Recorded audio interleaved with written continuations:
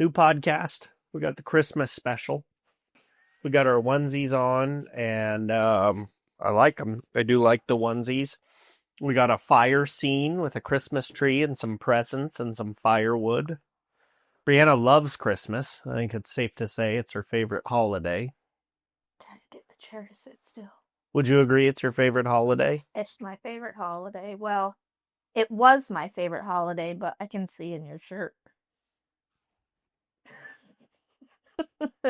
But since you guys don't have a turkey on Christmas, I may have to move to my second favorite holiday. Turkey is asked. We've established this on many episodes. What is wrong with this chair today? Jeez, oh, Pete. I'm on the green. Woo! Let me try to lodge it in place. Really exciting stuff. Real quick, let's get it out the way.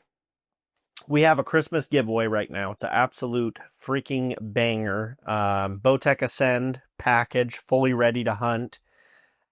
Badlands Bino harness, the XR. It's got the integrated rangefinder holster. Bushnell R5 rangefinder and binoculars, so you're fully set up to glass, and it really sets you up to glass. Tricer BC tripod with a LP pan head, and there's only today, Christmas Eve, and tomorrow, Christmas, to get entered. So your email enters you for free. When you go to the website, there will be a little pop-up. You can put in your email. That is one free entry. Every $10 spent beyond that is 5 entries, no limit to how many times you can enter. But I will let you know, in the last 2 giveaways we ran, each winner only purchased 1 item. Yeah, and they won. So just because you don't have a lot of entries, or even if you do the 1 free entry, there's always a shot. So go get entered. It's a killer package. And yeah, excited to see somebody get a new bow and a whole glassing kit and everything. It'll be awesome. But yeah, with that being said, we got our Christmas scene on the TV here. My house looked like that. We do not have a Christmas tree up in our house. Not this year. No, Very depressing. But your mic is facing the complete wrong direction. Got it. You'd think she'd never done a podcast before, guys. Yeah. But okay, so you've been working on your arrow building. Yes. That's been quite the process for you. I myself have also done some vein gluing. I did much better my second attempt. Yeah. The first attempt, I might have had a few too many lollipops with a pal, and yeah, I wouldn't recommend. Was having trouble keeping the glue in the. Well, I just got really putting the fletch on the same line every time, you know. No, that part was better. I was just missing a lot. I don't know about that. Yeah, the process has been eye-opening. Arrow building's really not hard per se. It just opens your eyes to the many possibilities that you can create with your arrow. And there's such a variance in, the limits of, highs and lows, extremes that you can keep your build within while still coming up with so many options.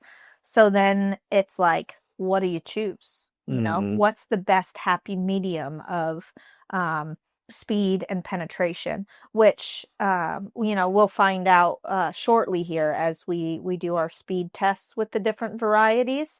Not looking forward to the process of making sure that everyone registers on the Garmin. It's just a lot of arrows to shoot per setup.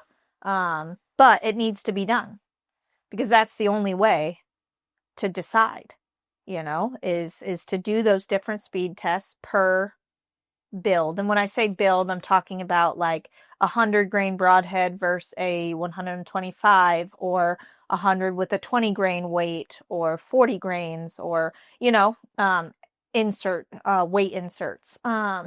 There's a lot of variety you can do that still keep me within the limits that, MFJJ, the Josh Jones, says is acceptable for me, which based on that, we're going with a no more than 200 grains out front, and I'm not even getting close to that, and a minimum of 15% FOC which I know you had picked the 296 grain arrow, but you realize that's like a tack arrow.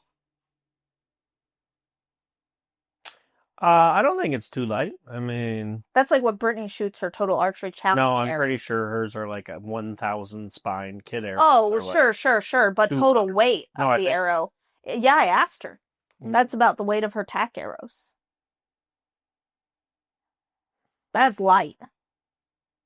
So I'm thinking somewhere around like the maybe 320 to 340 mark, which gets me to like 18% FOC. But we'll just find out I want to see. The biggest thing to me is looking at those speeds, and then when we come home and penetration test each one of those weights, seeing if there's a big enough difference. My guess is there's not going to be. And if that's the case, I just pick the slightly heavier one. Right? Yeah, I mean... Or do I pick the slightly faster one? That's up to you what you value more for For access deer hunt, because we do have access deer. Speed. You probably want the fastest setup. Yeah. And aim low. I'm going to aim underneath the animal. I can't wait for access hunting. Me too. Speaking of arrows, I find this interesting. I let the viewers decide what arrow I'm going to hunt with next week. Or whatever. Didn't they all pick the same thing you've been using? Pretty close. So I gave 4 options. I gave 407 grain, so a HLR with 100 grain out front, 407 total. Then I gave that same arrow with a 125 tip, which is like 432. And then I gave a heavy option, Rip SS, that was 544. And then one that was like 560. I thought for sure people were going to vote that I should run the 544 or the 560, and I'll have to go count the votes. There's a lot of them, but I'm pretty sure what won is the number 2 choice, which is the 432 grain So it's the same arrow I ran in Mexico, but with a 125 grain tip. Yeah, an extra 25. Extra 25 grains. So it sounds like I'm going to be hunting with 432 grain arrow with a 125 beast, 2-inch aluminum. Now, when we go to make Which we do sell on bowdisciples.com, the HLR and the beast. So go get yourself some entries and run the best shit. Yeah. Now, I say, though, when we go and test my speeds, I say just for the sake of it, we test the heavy arrow. Oh, sure. Yeah, we will. I got a few of them. Just because, I'd like to see that it's a big difference in, what's that, like over 100 grain? Yeah. Difference? 130 grains between one. On the heaviest. Just to see what that is with, the average dude who pulls 70 pounds with an average draw length, how much that affects the speed. Now, I know people say, oh, you can math that. It's about 1 feet a second per pound or whatever, grain, whatever the equation is. But I'd like to see if that computes somewhat close. Yeah. By actually running it through the Garmin. Right. My draw length is actually longer than average. I think average is probably like 28 and a half, 28. Oh, yours is 20. I was thinking 27 and a half. Yours is 29 and a half. 29 and a half. So I have a pretty... But you have long arms. I do have long arms. And, yeah. And you know what I'm saying? You got long arms. Yeah. But anyway, yeah, that's been fun. So Christmas episode, I do have the new Bowtech. I do have it in my possession. It is what I'm going to be hunting with. Yeah. So in not that box, but another box, I have the bow. It's built up. It's ready to go. Fast. The speeds when we ran it through the chronograph. Oh, you know what I just thought about? Jeez, a La Peak was... You gotta make sure that video doesn't come out. I know, I already scheduled it, man. No, not that one. I mean this, like our tape making video.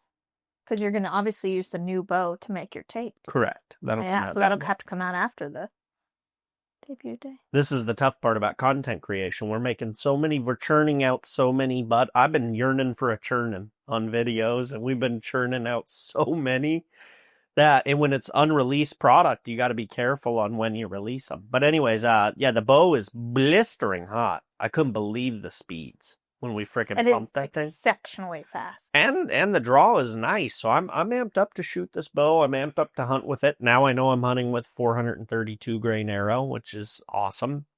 I'm gonna be getting blazing speeds with that arrow, so it's gonna be fast and a good weight. Woo! That thing gonna be thumping stuff. So really excited. You're gonna run the Virtue. I love the Virtue. Sticking with it, yeah. They're very efficient. Matt's also gonna be running it in Arizona, so we'll have two people running the Virtue. Scott will be running a Hoyt, and then Ted will have the Bowtech SS34, and I'll have the Bowtech. Can't say the name, but yeah, pretty exciting. So I thought it may be fun for this Christmas episode to, number one, thank the fans and the viewers once again. Without them, we would have to have regular jobs, and I prefer this task. Jobs. No, I prefer this task, and that's a blessing. But I thought it would be fun to maybe talk about a couple of highlight. What? It's a long pause. Yeah, I can't. When you talk and I'm talking, I can't focus my mind. Like it short circuits. But you said, what happened? I was commenting on your long pause. Oh. Anyway, my thought for Christmas was to potentially discuss like a few highlights from the year. This is the last podcast of this year. Is that correct? Or is there one more? No, there's one more on the 31st. But that one's going to be a guest show. Yeah. So I think for this one, it's our last one, just the two of us. Which Christmas is a better holiday than New Year's anyway, so. Okay, so I think we do a year end. This is the last podcast without a guest of the year. I think we should talk over some highlights from the year and maybe kind of reflect a little bit on things that have happened. So why don't you go ahead and it could be either stuff that was on the channel or separate stuff. What are some of the highlights for you this year? Let's see. Well, I keep forgetting. It feels like years ago now, and I only got out of the Navy like 9 months ago. April, May, June, July, August, September, October, November, December. 9 months. Does it feel like it was this year? To you? What? That I got out? Does it feel like it was this year? Yeah. No, it does feel longer ago. Yeah. I feel like so much we've been doing since then that like, and it was a little like on like autopilot the last few months anyways. So I just feel like I've been doing this a lot longer than the last 9 months. But maybe that's the most exciting thing, because that was like a big transition. You know, we didn't think that we'd be jumping straight into, we thought I'd be having another job. And I looked for one, you know, that's not to say I didn't. Went on some job interviews that none panned out and kept working, you know, my normal stuff for you at the same time. And we just managed to keep getting by. That's not to say, you know, sometimes you're like, oh God, things get a little tighter when you're, you know, kind of, I guess, a sole income household. You're not. We both get paid, but you pay me. So, it is a sole income is how that works. Yeah. Not really. I get an income. Pretty much. I mean, but you said household income. We're the same household. So it's confusing. I know what you're saying. Yeah. But that's probably the best thing, because I think I don't think we would have made it much longer. Not like made it as a channel or anything, but like made it much longer where if I were having to go into the office daily and you are taking trips, I just don't think that like we would continue to expand as fast as we want to. Unless I hired somebody else. Exactly. Yeah. And then you're talking like... Which then what's the point? Exactly. And like they're going to charge more, you know, because it's their professional job. And then you're looking at like, you know, say you hire the camera person to film, but say they don't have editing experience. So then you also have to pay an editor if you wanted them to edit anything, or edit the still photography, or, make the designs for the t-shirts. That's a separate fee. Like, just different people that money compounds faster at their individual rates versus a much simplified one for myself. And it's efficient. Very Is the word efficient. for it. We do spend a lot of time together. I mean, relationship-wise, of course, that's can be tricky. But we, live together, work together, do stuff together. I mean, we're pretty much together all the time. So that's tricky, You ever see the meme with the two toilets next to each other? No, I'm glad I haven't. I think I sent it to you before. It's probably back in the day when you don't look at my I don't. You just give them a thumbs up. I still don't look at them. When people send me stuff, I just don't. I sent a funny one of taxidermy of a mouse on a strip pole. I probably didn't look at it. But I didn't send it to you. I sent it to Brittany because I knew she would laugh at it and you would just ignore it. So, yeah. But I think we've gotten much better at trip planning where, I'll go on a trip and go hang out with Brittany or whatever, and you did Mexico. You got one coming up at the end of February, whereas I've got a trip at the beginning of February. That's some nice elongated time apart. Yeah, absolutely. That is needed when you spend every day. Luckily, I mean, Mike, I don't put my desk next to your desk. Your desk is the bed. It's the bed or the couch. Yeah. Or you love to work in bed is your favorite. You just lay bed down and you're so. Well, I just stack the pillows up and I can put the computer right there, so it's eye level. You do love it. So anyway, you got any other highlights, or Well, that's one. I figured we could go back and forth, so that's one. I mean, for me, obviously, the engagement would be maybe the top of my list, near the top of my list. Very exciting. Also feels like a very long time ago, but it really was only 6 months, 7 months. It's not that long ago. Yeah. That one was really cool. I mean, obviously, I was excited. That goat hunt was fun. Though just the Hawaii trip in general was a lot of fun. So I'm excited to have another one on the list. But since we're only reminiscing. Yeah, I don't know. I guess just that whole hunt was cool. I do think that having you, to piggyback, join forces with me is a large responsibility for me, to take on somebody, but it was well worth it. And obviously you're so good at what you do that it was a no-brainer. And then obviously, just the growth has been cool of the brand. I mean, we've hired someone to take care of the email campaigns. We've hired somebody to work on a project that we have still, aren't talking about, but it's been taking forever, and you've been huge on that too.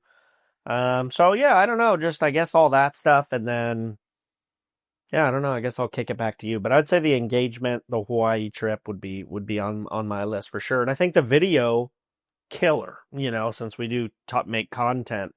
The goat hunt video was good. The shot footage was good. Yeah, would have wished you came around, but I was focused on the original spot that he was. You probably started daydreaming like me with how long I was sitting there. I guess what I started daydreaming about was watching your hand. I was just watching your hand to hold it, literally watching this hand. And I'm like, is he gonna shoot? I was set up ready to go, and then all of a sudden you spun, and I was like, okay, let me try, and that's when it comes that fast. You can't anticipate. I'm not in your brain to know when the shot's gonna go off. I wasn't in my brain either for about 25 seconds. I think it was longer than that. I was up in the sky. I was friggin' daydreaming, and then I go, oh shoot, that goat passed. And I was shot him because I drew on the wrong one. That's what happened. And I didn't want to shoot the wrong one. So yeah, that was fun. I mean, obviously the engagement video, it's got to be our biggest video of the year. I would think it was huge, which is pretty cool. Millions of views on that. Pretty cool. So yeah, I mean, that trip, just for personal reasons, you saying yes, the excitement of it, getting the goat. We worked really hard for that goat. Yeah. And then, the content created there as well. So for me, just the whole Hawaii trip would be up there. Yeah. What else you got? Let's hit like maybe 3 apiece. This is where it'd be cool to have some clips on the TV, but anyway, if you want to watch it, go watch the Hawaii video, and it's got a picture of me with the goat on the thumbnail. You can go watch it. Yeah. No, that hunt, I think that trip, we won't call it a hunt because it was a mixture of both, which I quite enjoyed. I think next time, like you said, we'll really segregate it to where, a specific portion of days are dedicated to the hunt and then the rest is to vacation. But we managed to do both. And I think that was cool because it was really the first trip, gosh, in 4 years that we've ever taken that was like planned as in part being a vacation. Like we don't really take vacations per se. You could call things like TAC that are fun. They're fun. Vacation, but it's a group thing and whatnot. And not to say vacations can't be a group thing, but I don't think we have not done anything like that. So that was cool to do. Sort of did on San Francisco a little bit. Even then, we were filming with Paige. Exactly. And we literally just drove through San Diego. It was San Francisco. Well, we got that little hotel there, or the Airbnb right there on the winery. I thought that was kind of cool. Oh yeah. Past San in that Fran, weird little town. That was fun too. What a fun trip that was. But anyway, you got any other things you want to hit on? Let's see.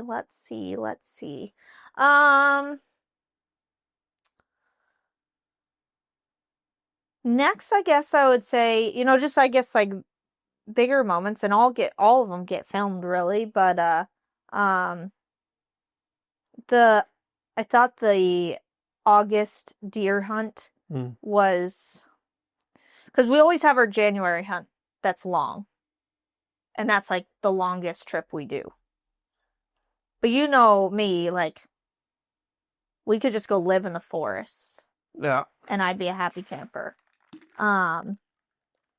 And so going on that trip where we spent like weeks out between 2 states, but I think it was 5 weeks. Yeah. That was just it's just fun. And like people popped in and out, as you know. That was my favorite part actually, was having kind of a rotating camp. Yeah, like I do wish we could have gotten more of them, their tags filled. Wouldn't have that been cool? Hey, we got 2.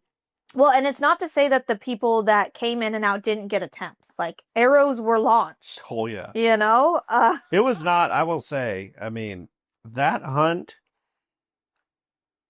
man, it was one of those rare hunts where like every time because your public land hunt, it was one of those rare hunts where when you come back, it was like you weren't surprised if someone got a shot. You almost expected that somebody would. But as a collective group, our shooting percentage was pretty dismal. Look, and by the way, just so everyone knows, like I wasn't hunting. I think people maybe don't know that. Like I had filled my tag in January, so I did not have a tag. So I was filming, and boy, let me tell you, was my anxiety through the roof filming these friggin' crazy bastards. But yeah, that hunt was a social thing. It was social, and surprisingly, for a public land, just like your OTC tag, like you just expected to see shooter deer. I'm not saying all of them were giants, but like you were going to see a deer you could shoot at every day. And it's like, when does that happen? Like never. Not very often.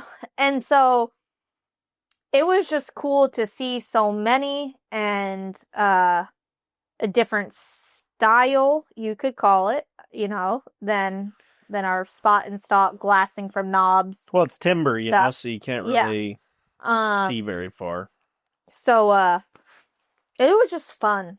Like, every meal was basically in the morning. You'd come back and you grill outside, and the only thing that could have made it a little better was like a few more nights, but there was a fire ban for a good portion that we were there. Remember the sign at the beginning. Mm-hmm. a fire every so often, every few nights with a hot cocoa. Definitely wasn't cold enough for a hot cocoa. Also, having the elk come through camp that one time was pretty wild. cool. Yeah. Just seeing that many elk, you know? We got we have an ad. Skip this ad. Roadrunner Sports. Supposedly very good running shoe store on a side note. Yeah. Right here. But yeah, no, really, really, I agree. That was a great That's hunt. kind of what I'm expecting this January hunt to feel a little more like. A little more relaxed in the sense of like the hunt's not relaxed because it's it can be grueling sometimes when you go on foot for a ways. But like the camaraderie back at camp with, camping this year instead of a hotel and, maybe being able to do a fire and, just cook out and hang out, go into town every once in a while. Yeah, I love that town too. I'm not going to disclose what town. Yeah. What a good spot. All right, let me think about this. I mean, for me, well, I went out of the country 3 times this year. Yeah. Which is pretty dope. I'd have to put Africa up there. Getting to meet Travis and film with him and get in the grind. That hunt was a grind. I think people don't maybe realize how hard that was to get 5 animals spot and stalk in Africa in a whatever 8-day span. That was hard. Correct me if I'm wrong. Like most of the time in Africa, it's blind sitting. When it's archery, that's all people do basically. Yeah. Over water. Mm-hmm. I was very proud of that, and we worked really hard. I mean, we worked really, really hard to pull it off, and to get all 5 was just, I mean, very low odds we would have pulled it off in the amount of time, and we pulled it off, and he nailed the camera shots, I nailed the shooting, for the most part. My headshot was crazy. That was another one of our most viral clips of the year, was that headshot, of course. Which I think is so cool though, because it goes like, I think you did like the dot thing, right? The slow-mo. I have not. I need to. Oh, you need Maybe to I'll do that today. Yeah, because like do that today. What I think people don't understand maybe from that clip. I'll edit that after this and put it up today. Yeah, but that was not an animal you were going for broadside. You were going for a frontal. Frontal, yeah. And so if you put that pin on there, like, I knew it because you told me the story. So I think a lot of people watching the clip are like, why is he shooting in the first place? Well, that was a smaller animal, right, of the African animals. You are shooting a heavy arrow specifically built for African animals. And so a frontal is perfectly acceptable. It was only 30 yards, too. And it's just a matter of that animal is a skittish little thing, and that's what I'm expecting it for actually. Like, I'm literally expecting to aim 3 inches below the stomach of an axis. I'm so nervous about it. But man, that shot was like, yeah, it was. I knew exactly what happened. I knew by the sound I had scolded him. I knew it. And Travis in the video, he goes, knock another arrow. I go, no, that was a brain shot. I just knew you could hear it. I never heard that. I've shot a lot of stuff, but I never heard a noise like that. And I was like, I know I scolded him, And you didn't go through the eyeball, right? No, you went through the skull. Right behind the eye. Yeah. Hit him in the brain and thumped him. But that clip went bananas as well. So, I mean, like, I think it'd be fun to go over, like, the top viral clips this year. But a few that I know were probably the top 3 off the top of my head were the engagement, probably number 1. The skull shot went bananas. Mm-hmm. And then the turkey shot that I did, believe it or not. Oh, yeah. That one went nuts. And the blessed buck that I shot, where he's like, it's total carnage. Well, just such a good camera. And that's why great filming that he does. And that's why I wanted to talk, say that filming with Travis was one of my highlights. One, because he's a really good hunter. So I enjoyed hunting with him. And he's a out of the world filmer. I was telling people on multiple hunts, I go, hey, if you're going to pay a filmer to film your hunt, that dude should be like your first call, because he's so good, and he's only going to get more expensive as he gets more and more opportunities. I'm like, you need to call that dude and have him film your hunts. I would for sure.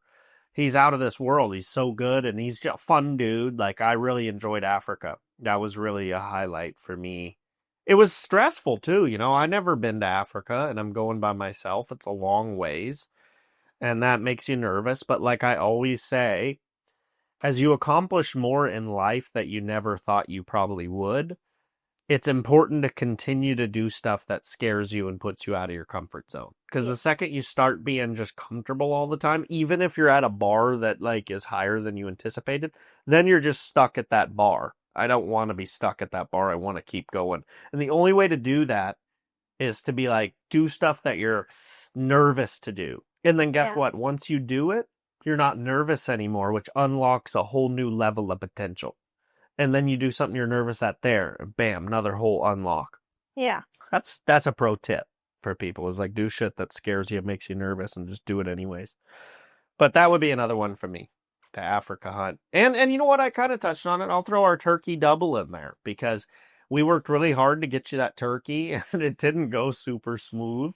But we got it, and then, you know, I wasn't even planning to shoot one, but then, you know, you dip out the blind, hilarious, shoot the turkey, 70-yard pinwheel, and that... Who shoots a turkey at 70 yards? Once again, the video goes bananas, you know. Yeah. But it was great, because that video had a lot of things that made it good. One is I thumped the... You hear my arrow.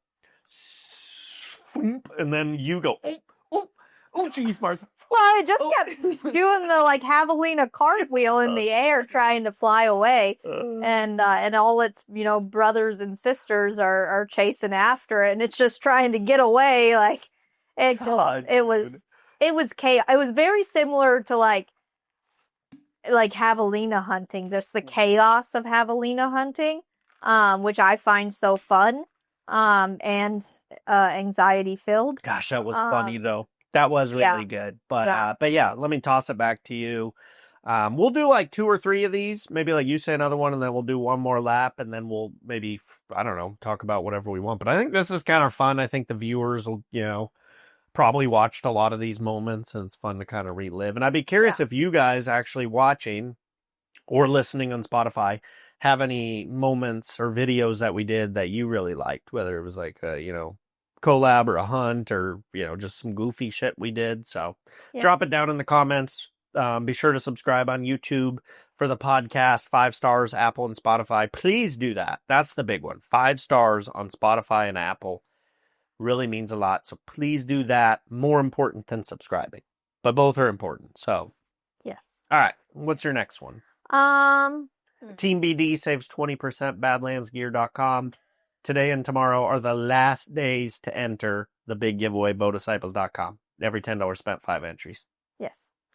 Well, you already touched on the turkey hunt. That's up there on the list. I mean, turkey hunting sometimes can be pretty uneventful here in California. I guess, like, you don't have to do too much crazy calling to get them to come in, especially like when like people know where they're coming and things like that. You kind of like do all of that. It's almost like whitetail hunting here. It reminds me of, like, where you've done the pre-scouting or work to know where like the whitetail, like the ones on your property, hang out. You set up your tree stand. Like, it's very similar to turkey hunting, where like you know kind of where they may hang out. You get your blind set up in advance in the morning, and you know, and that's that. But still fun. I like turkey hunting's at the top of my list of things I wish I did more. It's just hard out here. Like, unless you start going door to door to get permissions, I feel like finding turkeys on public land that don't have 800 other turkey hunters coming out on opening weekends. Maybe I'd have more luck in the fall than the spring, because everybody loves spring turkey hunting. I find fall just as active, at least where I've seen it here. But yeah, so I broke my turkey curse, as I call it, this year finally, and that was pleasant. Have to jump back on the horse for turkey season, you know, next year. And maybe find someone public land. Like, maybe that could be my next endeavor, is to get a public land California turkey. Where's my my private land I turkey. think I'll just stick to thumping them after they run away and attack your bird, and then I'll just That's fine. try You to know, stack pinwheels. if that many even come in on public land. I mean, they're all usually I'll always probably- in groups, but I'll probably go back to one of my good properties. I'll go with you. Okay. Yeah. But then aside from the turkey hunt, So yeah, hit me with another highlight. you know, maybe That was sort of a what track recycling did Brittany do with us? Pennsylvania? pen. Penn. And that was a fairly big group, right? It was me, you, The Brittany. last day was probably the biggest group of all time at attack. I know. I would love to do a tack where, like, maybe not all of them we bring with us, but like where like Joey, Scott, Chuck, Matt, me, you, Brittany. I mean, that's 7 right there. Ted. That come with us. Ted finally comes back because he didn't do a tack last year, right? No. That's 8 people. Like, I think Ted's scared of flying, maybe. yeah, and we've been traveling more for That's our my tax, but theory. he's gonna have to get over that because next year, I mean, you know the plan. I won't say it We're yet. going to the deep Spoil it, abyss but for attack. yeah, it'll be interesting. So, but doing a tack that we did with Brittany, because I've never done one with her. Now she's a bit, you know, Brittany, she's a bit more angsty than me sometimes. So sometimes you gotta keep her cool. But otherwise, I think just generally fun to have like a tack with like a lot of people again.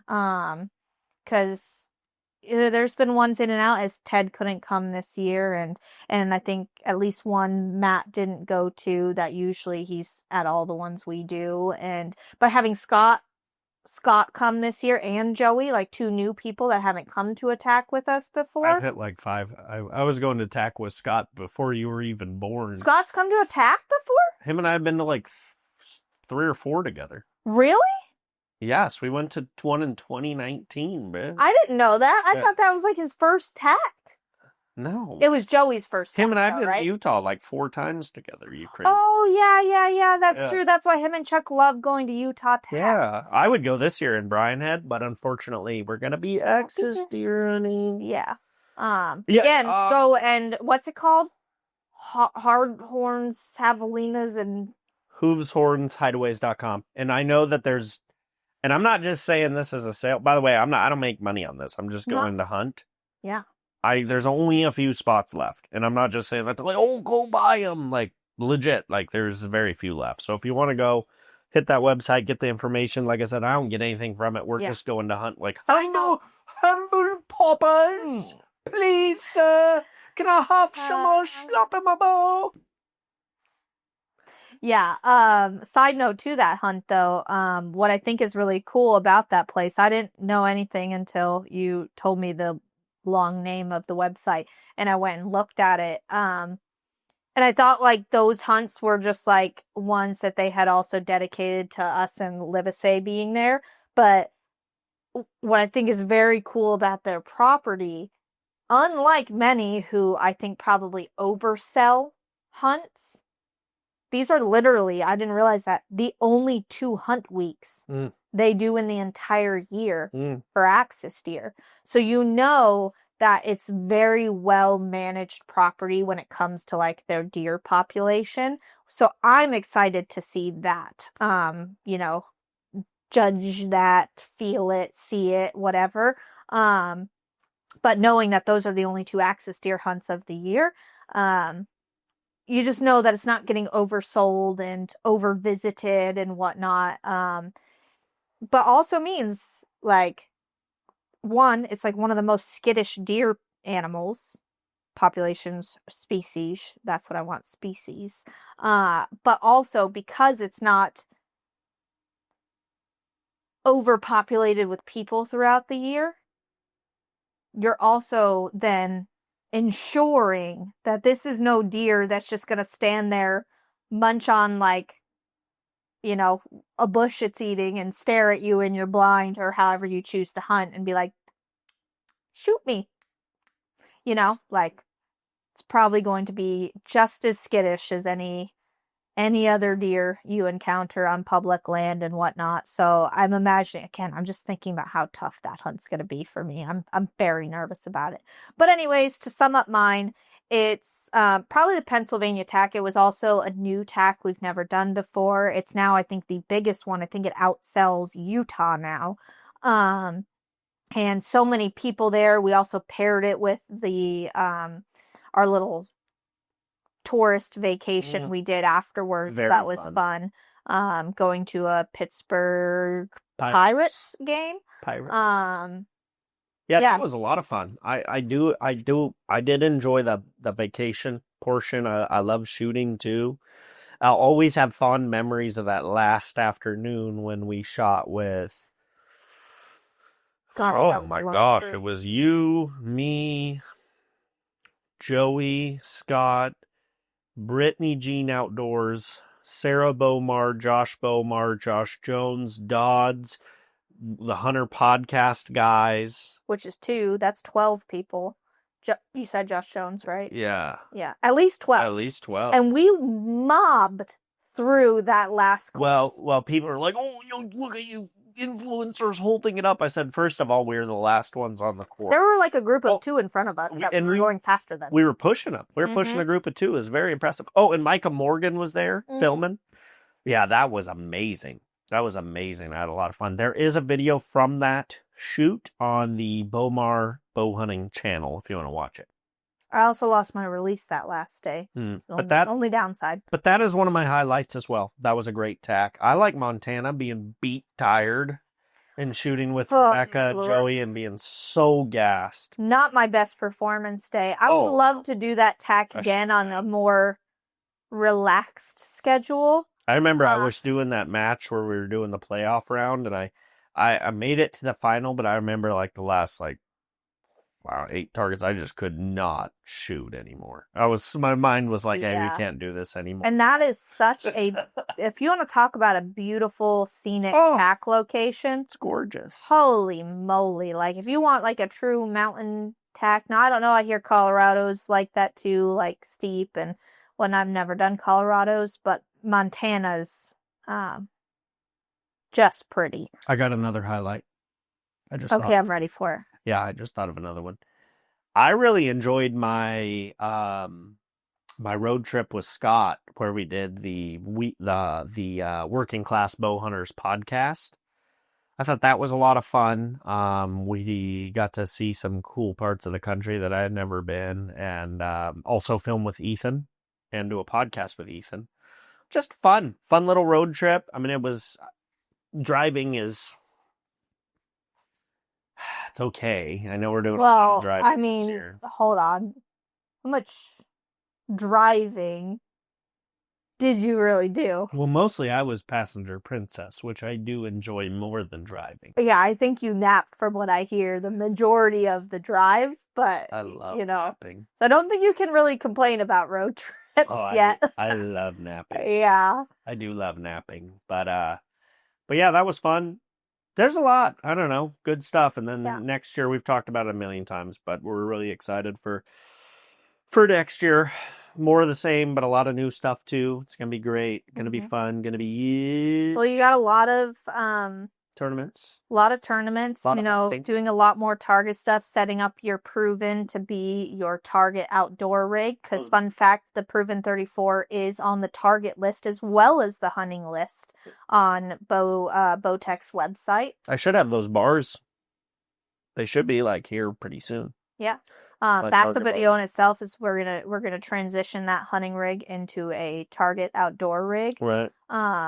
And that's some stuff that, sure, we filmed a lot of 3D shoots and whatnot, but not in, a competition setting, per se, or series of, but not where we've done the series of the competition, This year, anticipating doing the full Arizona Triple Crown series, minus, I think, one that you can't make it to. And then you have Vegas. So just lots of, target stuff for you this year, which I think will be fun because being that your channel is literally only archery, which again also makes it so unique and compared to just the general hundreds of hunting channels that are out there that are archery, but the guns come out, and there's nothing wrong with that during gun season and whatnot, but you're not a hunting channel, and I think I'm an archery channel. Yeah, well, I've talked about this on the pod before. And so I think that's cool because it allows people who are really into archery to see all the different facets of archery, from the fun 3Ds you can do like tacks Or backyard or stuff. backyard stuff, to games, to doing target and competitive, nature, To hunting. to hunting. Yeah. There's just so much that you can do with a bow year round, and you never have to put it away. I love it. I just love life. It's more life. I love it. It's kind of like Inception, like we're filming this because it's coming out on Christmas Eve, but it's not Christmas Eve. It's actually Monday. And we're talking about videos in this that we haven't even filmed yet, that are being filmed this afternoon, Mm-hmm. but won't come out until after this pod comes out. Mm-hmm. And that, it's just... It's like a web. Yeah, it's funny. Shout out But to the web. let's say, we mapped out, we sat down, as again we get busier and busier, turn more into the business side of things, where we really do, sit down once a week to discuss plans and scheduling and things like that. But so what's on the calendar as of right now, basically from now until August 1st. Mm-hmm. But if there were something for next year that you could add to your calendar that's not yet in the realm of like bow disciples, be it whatever, what would it be you'd want to add to your calendar next year? I don't know. I've always been pretty drawn to doing like sports crossover stuff. So, for example, like filming with an MLB player who I could do, like, say they're a pitcher, I could do some at bats off them, and then like also face off shooting and like do another third challenge. If we could add some stuff like that, sports collabs, or like say I did one with a girl who's like a Olympic gymnast or something, and I go try to do like a gym routine. Oh my God, if I could see you on a mat. I go try to do it. Yeah, exactly. I teach her how to shoot, and she tries to teach you how to do a cartwheel. Yeah, that's the type of shit I would like to do. And we live so close to the Olympic Training Center that it's well within the realm of possibility. I would get you a leotard and some leggings specifically for that video. I just need to actively reach out to like different sports people. But sports people, I'd love to do like work with an actor on shooting or something, and then like I could like film a skit with them where I do like acting. I don't know. Stuff that like crosses both of us over, but brings the sport to new eyes, new audiences. That's what I would like to do. Stuff like that. And, shout out to Cam. Cam does a really good job with sort of a similar thing, or a similar thing for sure. But this would be more of a fun vibe, You try their stuff, they try yours. Yeah, usually they're like, when you're on Cam's show, you're in his element, running, lifting, shooting. But talking about their stuff. Yeah. I think it would be so fun to go do their stuff. Yeah. Like a rock climber. It could be anything. Like, I'm interested. So if you know somebody, if you're watching this and you're a pro kayaker, reach out to me and I'd love to do it, because you never know who listens or watches the stuff. So if you're, Matt Damon watching this right now, reach out and we'll do a skit and shoot bows together. You know what I mean? Or whatever. But that would be for me. What about for you? You got anything on top of mind? Well, I doubt it'll fit in the schedule next year, but you made not a joke. I made a joke afterwards the other day, and you were like, now, you got all serious, and you were like, now, like, you understand if with being like a staff member, if when it comes to like Vegas and the Triple Crown series, and if I were to do an ASA shoot, like, you have to be filming, so like you couldn't participate in the competition and like compete yourself. And I was like, me want to shoot in a competition? No. But I say that because I followed it up with I've always said, like, I love shooting my bow, but I love hunting more. Like I wake up every day and I'm like, is it time to go yet? Is it time to go on our hunt? Like I'm antsy. Like I need the next 2 weeks to pass by because I'm ready to be out there already. I told you, as long as you give me one cool hunt a year, I'm a happy camper. I don't need $1 million paycheck. I don't need a Lamborghini or whatever. Like, I don't need a gold chain. I just want to do one cool hunt a year, which we are doing. We're doing the Axis hunt. So it probably would not be in the schedule for next year.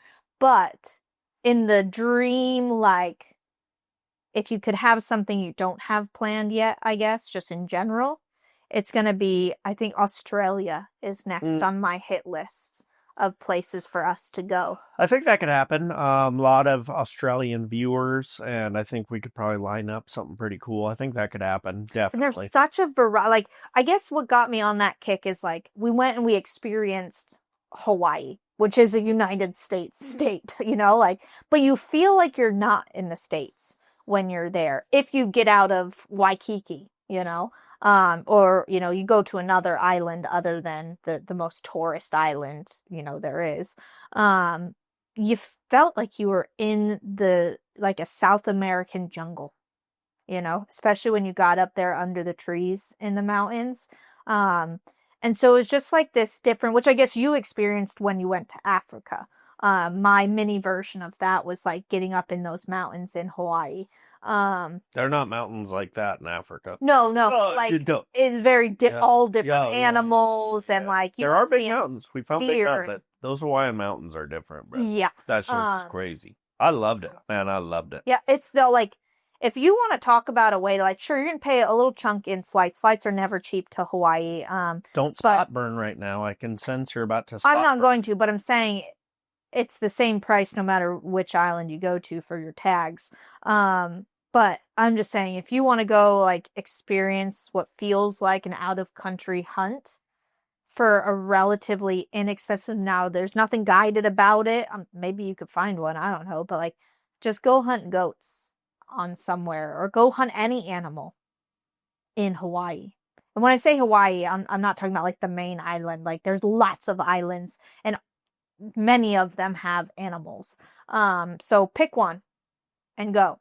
You may or may not, like myself, come back with an animal. But it's a just otherworldly experience than like your typical whitetail woods or your typical, desert mule deer. But so I think that's what got me on the kick of like experiencing animals in different locations. And Australia just has such a diverse, I mean, I think they have 9 different deer species alone. Whereas what do we have here? We have blacktail, whitetail, like mule, and Sitka, and goose, 5. They have 9 alone. I also didn't realize that Australia is a lot bigger than the United States. Yeah, that's big. It's huge.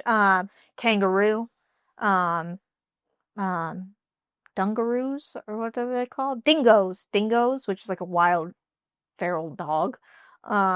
There's so much out there. Plus, I did not hold a koala while I was in Australia. I highly regret it. I want to hold a koala. I want to see a koala in the wild. I never saw a koala in the wild while I was out there. I want to come across one in a tree and go say hello to it. People are like, you're wild. But all right. I think this was a good pod. I think this is a good place to end. Did I talk enough about Australia? You talked plenty. Yes. But that was great. Really good. I'm excited for that as well. I think that's something we can make happen. Hopefully you get to hold a koala and appreciate all your contributions to the year. I appreciate all your contributions to the year. You did a great job. And we're just going to keep it going. Keep having a good time, supporting, growing archery, hopefully, and having a good time. So appreciate y'all. Been a great year. One more episode this year with a guest, so stay tuned for that. I think it comes out on New Year's Eve, right? Is that right? So one more episode this year, and then we'll roll right into next year, banging tons of podcasts every Wednesday. videos on the main channel every Sunday, plus additional episodes throughout the year. So thank you guys for watching. Subscribe on YouTube, 5 stars, Apple, Spotify. Shop the website today and tomorrow to get entered for the giveaway, bowdisciples.com. And we'll see ya in the next podcast. Merry Christmas, everybody.